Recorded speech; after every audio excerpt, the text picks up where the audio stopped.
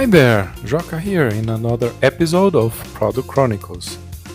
Today I want to talk a bit about the impact of AI in product management and product development. Uh, it, I will start with an interesting question. So, do you think writing is a harmful technology for humanity? After all, with the widespread use of writing, people will stop exercising their memory. Writing is a threat to living memory and to the oral transmission of knowledge, which enable debate, active reflection, and true learning. It sounds crazy, right? But Socrates actually said this about writing. He never wrote anything himself. Everything we know about him was recorded in writing by Plato and other disciples. Today, that criticism sounds absurd. Writing is the foundation of our culture. It allowed us to transmit knowledge across generations, fueled by the progress of science, the rise of universities, the printing press, books, and eventually the internet. But Socrates' reaction wasn't an isolated case. Every time a new technology emerges that changes the way we think, learn, or create, it sparks fear and resistance. For instance, when Gutenberg invited the printing press, some people feared that the multiplication of books would threaten the social order, would spread dangerous ideas, and weaken oral traditions. Exactly what Socrates feared. And yet, the press became the foundation for the advancement of knowledge, science, and education as we know them. When GPS devices appeared in cars, people said we would forget how to navigate our own town. When television was invented, many predicted no one would go to movies or listen to radio anymore. At the time, these concerns made some sense, but now we can see that these technologies didn't destroy what came before. They changed the game. They forced us to adapt, open new paths, and expanded our possibilities. Writing is a technology too. It didn't come naturally with the birth of humankind. It was created, developed, and incorporated into the way we think over centuries.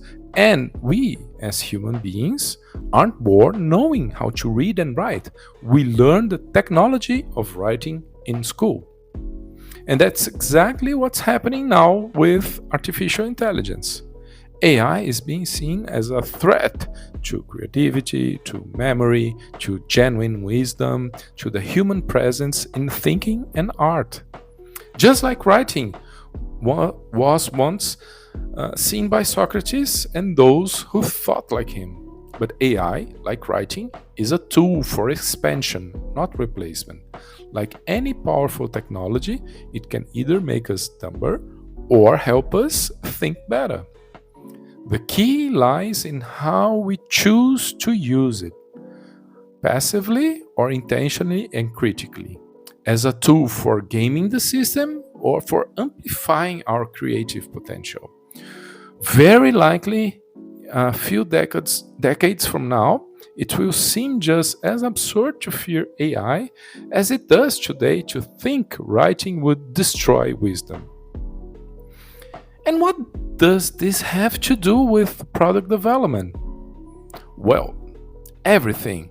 As product people, we are constantly challenged by new technologies: AI, IoT, virtual and augmented reality, blockchain, new programming languages, new frameworks, new tools that actually build the product and prototypes for us.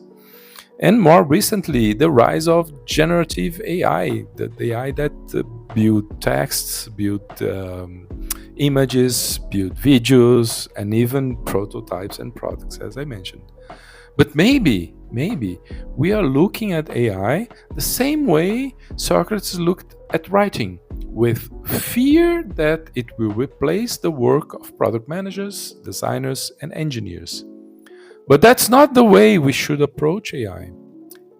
It is technology, a tool to enhance our work, helping us improve product development in many areas, like accelerating product discovery by quickly exploring different angles, synthesizing research, analyzing qualitative data at scale, creating and validating or invalidating solution hypotheses faster by generating alternatives, testing narratives with different audience, anticipating risks, speeding up product delivery, writing code, building prototypes and interfaces, suggesting improvements based on usage patterns, improving stakeholder communication by summarizing presentations, highlighting what matters most for each audience, unblocking creativity, helping break out of the obvious with prompts, metaphors, and unexpected provocations,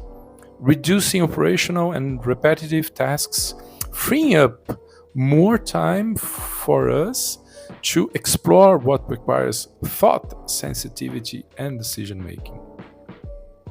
As with any technology, what it delivers depends on how we use it. If we use intentionally and critically with context and purpose, it can raise the level of what we do and of what we are capable of imagining, just like writing brought us this far. I've experienced this firsthand over the past few months. I've been using AI as a kind of a thinking partner, a tool to structure ideas, to unlock thought processes, to refine texts like this one. AI doesn't write for me, but it helps me think. It helps me test directions. It helps me sharpen arguments and move faster. And it's being valuable not just for writing better or building my ideas better, but also for thinking product more clearly. In the future, it will surely seem absurd to imagine building products without AI, just as today it would be absurd to imagine doing it without writing, building products without writing. And to get to that future, as Socrates and Plato taught us, we must keep questioning, experimenting, and learning, using this technology as a tool to expand our capabilities. So this is it. This concludes this episode. Hope to see you in the next episode of Product Chronicles.